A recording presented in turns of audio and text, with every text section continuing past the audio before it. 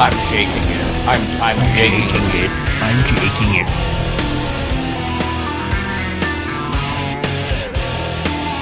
Go ahead. Oh!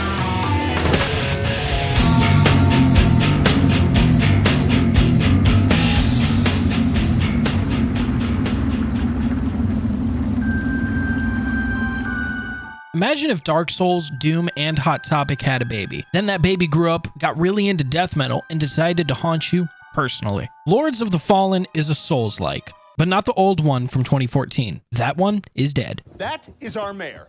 He is dead. This is a reboot, a remake, a re-something, whatever they call it nowadays. It takes the same edgy name, slaps on the Unreal Engine 5 lighting, and says, hey, try dying here instead of Elden Ring. It might be fun. You get 2 worlds to suffer in. The Land of the Living, Axiom, and its edgier, more Instagram-filtered twin, Umbral. And switching between these 2 worlds is basically the whole gimmick of the game. The only thing I can think of that has been similar is when Titanfall 2 experimented with time travel mechanics, and no one else has ever tried to replicate it since. I might be wrong, but I just can't think of anything else. You are the lampbearer, which is just fantasy speak for a guy who cannot catch a break. Your job is to fight gods, monsters, and your own camera controls. And maybe like save the world or something like that, I don't know. Honestly, the story is like background noise at a metal concert. It's there, it's loud, but you're mostly there just for the vibes. Also, yes, there's lore, a lot of lore. Most of it is hidden in item descriptions or whispered at you by dying NPCs who sound like they're gargling on gravel.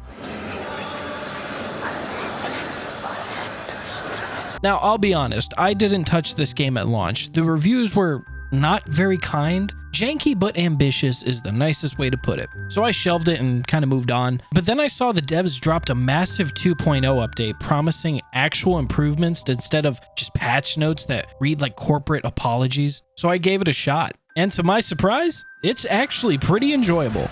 Like, addictively enjoyable. Dude, fucking easy. Easy. It's not perfect, but there's something satisfying about getting completely obliterated in like this HD lighting and in this world. This game is very competent in what it sets out to do. And better yet, the devs pulled off one of the coolest things I've seen in a while. They let a friend join you for the entire game for free. No extra purchases, no time limits, just pure co-op misery. More games need to do this. So I grabbed my best friend, I told him nothing about the game, and dragged him into this beautifully awful world with me. From this point on, he's going to be in the trenches too. You're welcome. This isn't just a reskinned Souls game. It borrows the formula, sure, but it builds on it in ways that make it stand on its own, for better or worse. First off, death is not the end. When your health hits 0, you don't go back to a checkpoint. You get dropped into the Umbral, a second layer of the world where everything wants you dead just slightly faster. It's not optional. It's not generous. It's just round 2. You fight your way back to the living, or you die again. But the second time you die is for real. You're also not just swinging swords or dodging. You carry a lantern, which isn't a weapon, it's actually a tool. It lets you manipulate the environment, reveal hidden paths, or pull enemies out of the afterlife, and you can immediately regret doing it. It forces you to think spatially, not just reactively. Is that the right word? It's also the reason you stop dead mid-fight and just say, wait a minute. Yeah, but the tricky part is making sure you keep your torch on whilst you're being attacked by one of that fucking thing. You can walk through certain walls, reveal certain bridges, and all sorts of shit. Then there's a checkpoint system. Vestiges. Vestiges are like your safe zones. Think of bonfires. But instead of being fixed locations, you can just plant down your own. And that's assuming you have the resources for it. It is a nice bit of freedom until you realize you've used all your seeds in the tutorial zone and now you're stuck halfway through a dungeon and you're just pissed off. And it's not as free as you would think. Yeah, you get vestige seeds, but they're placed in certain locations throughout the map. Just look for flowers on the ground. Also, co-op does sort of function well. You can invite a friend and they can play the entire game with you for free. Like I said, no trials, no weird workarounds, full co-op. No convoluted sign systems or summoning rituals. Just hit invite and you can share this fun with your friend. But it's not perfect. There are some frustrating issues. For starters, saintly quintessences, I think I'm saying that right, which are the game's versions of flask upgrades, are a major part of the game.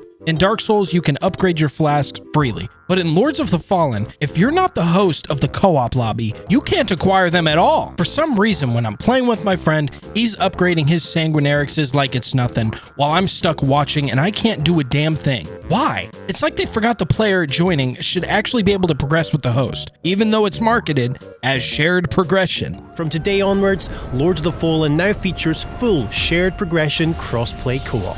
So that was a fucking lie. Also, you don't lose vigor when you die as the co-op host. It's kind of the only upside, but even that feels like a weird consolation prize. Would you believe me if I told you that rings don't work either? Yeah, I know. It's not like they're weaker or scaled down or balanced or something like that. They literally do nothing if you are the person who joined the host. This is a weird bug, and if it's not a bug, it's a major oversight. Also, mimics are buggy, I guess? I don't know. It's weird. I go to pick up an item, and nothing happens. My friend, who's the host, goes to pick up an item, and he gets diddied. Oh, what the fuck? What happened? Colton!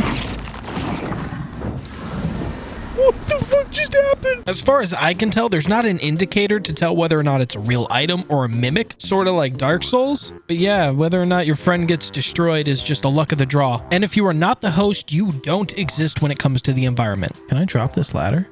Or is that a host thing? Please drop the ladder. I can't. Wait, there's a ladder there for you to drop? There's a ladder that looks like it can be dropped. Damn it, I gotta walk all the way back around again. I can't do anything with that lever either. Opens the door down there, I'm pretty sure. Yeah. Yeah, see, that's ridiculous. Why can I not do that? It's my world. You can't open shortcuts, you can't drop ladders, you can't place vestiges. You can, however, kill enemies, and you can pick up items, and that's about it. I'm not sure if this was intentional, but yeah, you can't do stuff. Maybe it's to prevent, like, open world griefing? I don't know. A lot of these issues are based on just joining somebody else's world. Why? And on top of that, performance issues rear their ugly head in here. If you're not the host, good luck getting through the combat without feeling like you're playing in slow motion. People are complaining about lag all the time for it, but for me, it's the frame rate drops. Maybe that's what they're talking about. This is infuriating. Listen, when I'm playing solo, by myself, the game runs just fine. But the minute I join a co-op lobby, I might as well be playing in the mud. It definitely needs to be optimized. Now, enough complaining. Combat is fast, it is heavy, and it's pretty aggressive. Enemies swarm, pressure you, and don't leave much room for hesitation. You can parry and block, but timing windows feel pretty tight and punishment is harsh. Buried him. It rewards precision, but also teaches you very quickly what overconfidence looks like. And finally, Umbral is more than just a second life. It's a constant threat. Spend too long in it, and the world starts sending horrors after you. There's a meter tracking how unwanted you are, and the higher it gets, the worse things become. It creates this pressure that never really goes away. You're always being watched and always being hunted by something. Is that a bug? It sounds fucking loud. No, Colton. It's not a bug! Oh my god! So, no, it's not another Souls-like. It's a system of layered punishment wrapped in some of the best visuals you'll ever see right before being torn in half by some ugly creature. If you're expecting clunky, sluggish Dark Souls combat where every swing feels like you're dragging your sword through molasses, think again. The game's combat is way closer to Bloodborne, more so than it is Dark Souls. Fast, aggressive, and flexible. Just, you know, without the gun. Every weapon type in this game feels completely different. Daggers, swords, polearms, hammers, fist weapons, flails. If it sounds like something that can bash a human skull in, it's probably here, and they all slap in their own special way. So you don't just pick up a weapon and swing it like a maniac. You learn them. You feel their speed, their weight, their weird little quirks, and you actually become good with your weapon over time. Oh, the Skin Stealer. Oh yeah, I know this guy. I got this. Watch this. I'm gonna parry him. Oh shit. Instead of just praying that your right trigger will do the heavy lifting for you. And if you're worried about your fist weapons or swords feeling a little bit outdated, you can upgrade your weapons too. As long as you've got the right materials, you can pump those numbers up. Pump those numbers up. Those are rookie numbers in this racket. A blacksmith for the job is Gerland. She's a bit of a slob. Think of like a medieval hoarder, but with slightly fewer dead cats. She also has a little companion, a chained up creature named Sparky, who's her slave, and it's just, I don't know, it's a weird relationship how they work hand in hand. But Sparky is not there for moral support. He's actually knowledgeable in runesmithing, so the slave can help you. Stat boosts are stat boosts. You can go full mage build in this if you're into launching fireballs, plagues, and other assorted war crimes 30 feet away. And the magic in this game, well, it seems strong, however, I didn't use magic, instead my buddy did. What do you think of magic in this game? Run it down. I like it. But me, I went with fist weapons, specifically the rejects blade. You get to double flying kick enemies straight in the fucking face. And the game isn't just spamming attacks either. You can change your stance mid-fight. Your mid-combo, mid-swing, and bam, you can flip to another stance and change your next attack entirely. It makes the fighting feel way more dynamic. You're not just locked into a move and praying it works. You're adapting, punishing, and pivoting. And the game has this like rhythmic feel to it. Fuck.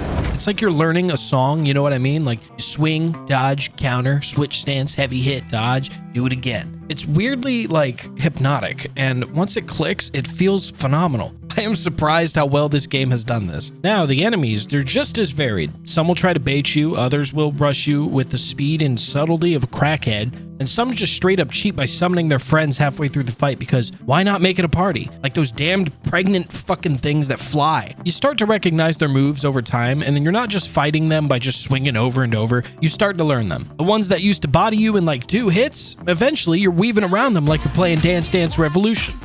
When you finally outplay an enemy that gave you hell for an hour, it's like a chef's kiss. It's peak dopamine, bro. Did you get it? We got it. We got it. Oh! Mitchell, we got it. Third phase. Now, what really holds it all together for me, though, is the pacing. This game knows exactly when to let up and when to crush you into a fine powder. You finally beat a boss, you breathe for a few seconds, and the next area humbles you immediately. There's no victory laps in this game. Every time you move forward, you're just underpowered enough to feel it. You're not breezing through, you're barely surviving. You scrape by fights, you pray your stamina bar doesn't abandon you mid-swing. It has that barely holding on energy. That's the soul of a good Souls-like game. You're not steamrolling and you're not cheesing. You're earning every single inch you take. And that's what keeps you coming back. Not because this game needs you to win, but because it dares you to try. All right, let's get this out of the way. I do not give a shit about the whole AB body type versus male-female body type controversy. People voted for one, not the other. Democracy happened. If that bothers you, go touch grass. Or better yet, just don't play the game. Anyways, when it came to making my character, I didn't exactly agonize over it. I slapped together a pale-skinned woman and called it a day. Mission accomplished. But where things actually get interesting is the armor and color customization. Because honestly, this is where Lords of the Fallen embarrasses Elden Ring and Dark Souls just a little bit. Armor pieces, they're sick, unique, and sometimes outright cursed. And I mean that in a good way. You can mix and match gear however you want, creating builds that are part knight, part demon, and part someone help this man. But the best feature by far is tinks. You can paint individual pieces of your armor. Real, actual color customization. Not some weird shader system where you take one color that you unlocked and slap it on the entire set. You can customize the individual pieces. I'm spending 30 minutes over here trying to customize my boots all the way up to my head. It's got that level of customization. And it's insane to me that FromSoft never implemented something like this. But here we are in Lords of the Fallen. Half the time I'm playing this game, I'm just vibing in the menu customizing my drip instead of actually fighting anything. And honestly, it's worth it. To top it all off, there's an in-game 3D photo mode where you can spin the camera around, capture some ridiculous screenshots, or if you're like me, farming some sweet B-roll footage. This is one area where Lords of the Fallen absolutely beats its competition right into the ground. PvP in Lords of the Fallen is surprisingly good. Hey, that's pretty good. I wouldn't put it on par with like Dark Souls or Elden Ring. It almost works the exact same way too. You can invade other players' worlds or get invaded yourself. It's classic Soulsborne misery. Nice! Get his ass, get his ass. Let's go. Fuck you, dude. On emote on his shit. Obviously, since regular co-op already has its hiccups, imagine what happens when you throw a third random player swinging a greatsword through the internet at you. Oh yeah, you feel it. The lag starts creeping in just a little bit. Well, he's fucking lagging. What the fuck? But most times it's manageable. Other times it feels like you're back in 2009 getting disconnected from a Modern Warfare 2 lobby. You'll see enemies teleport, attacks that hit you from 5 feet away, and for some reason, half the time, you'll see a PlayStation logo next to their name when this is happening. I'm just saying it's a strange coincidence. Don't ask, I don't know either. But despite its jank, it's still pretty fun. Because just like in Dark Souls or Elden Ring, it isn't about who has the shinier weapon or the better armor. It's still about skill. If you're good enough, you can dodge, block, and parry every swing coming your way, even through the lag. It's that same gritty satisfaction of outplaying someone who's desperately mashing heavy attacks at you like it's a quick time event. I've also had people who think the entire game is a parry simulator when you invade them, and they just keep trying to parry you over and over again. And no, this game isn't Sekiro, it's Lords of the Fallen. It doesn't work all the time. Now, one of the coolest parts is seeing some of the crazy characters people can make. You'll run into people with insane outfits and immediately inspires you to go mess with your own build because you realize you look like a medieval hobo by comparison. It's a constant but silent arms race to look cooler than everyone else. Now, obviously, there has to be a little bit of a twist to separate this game from Dark Souls and Elden Ring. When you kill someone in Axiom, the living world, it doesn't end. They get a second chance. Granted, you're the invader. It flips the world into the afterlife and gives the host a redemption arc right there, mid-fight. And it's honestly like a really good system. It turns every invasion into like a mini story. You got smoked? Okay, now fight back, but from the grave. I think it's pretty cool that the host has a chance to redeem themselves. At the end of the day, Lords of the Fallen is a game that tries a lot, and honestly, it succeeds at a lot too. It's not perfect. You're gonna notice some cracks, the co-op issues, the occasional frame rate stutters, the moments where you wonder if the game is plotting against you personally. But here's the thing, none of it really drags down the core experience enough to ruin it. For every frustrating bug or weird multiplayer hiccup, there's a moment where you step into a new zone, see the lighting hit the landscape just right, and think, yeah, that's why I play these games. For every bit of co-op weirdness, there's satisfaction of dropping a boss with your best friend and laughing about it afterwards. For every time a mimic kills your host but spares you for some reason, there's a reminder that even when the systems aren't flawless, the core fun is still there. The developers clearly aimed high, and you can feel the ambition, even when some of the parts wobble a little bit. And to their credit, they haven't just abandoned ship. They've stayed committed to improving the game, pushing out meaningful updates, fixes, and genuinely listening to player feedback. It's clear that they actually care about making this the best experience that it can be, and that's rarer than it should be in gaming these days. You can tell this isn't a half-hearted cash grab. It's a passion project with real love and stubbornness behind it. Sometimes love is messy. Sometimes love forgets to give the co-op player saintly quintessences, but it's still love. I believe that if you're into Souls-like, action RPGs, or just games that give you a pretty good challenge while looking amazing, Lords of the Fallen is absolutely worth giving a shot. Even with the bumps, it gave me exactly what I was looking for, and a little bit more. Anyways, guys, it's gonna do it for this video. I had a lot of fun making this one. This one took me a couple weeks to make. I've also added channel memberships, and if people want to super chat while I'm live streaming on YouTube, they can go ahead and do that. But just a reminder, you don't have to. Everything on this channel is still gonna remain free. I'm not gonna do member exclusive videos and stuff like that. I'm just trying to test the waters and see how it works out. I'll also try to be live streaming more often in the future too. That way people can see what it's like behind the scenes of me recording gameplay for these videos. Well, if you like the video, go ahead, hit like, and if you disliked it, go ahead, hit dislike, and if you're feeling generous enough, maybe even subscribe. All right, guys, I'm going to see you in the next one. See ya.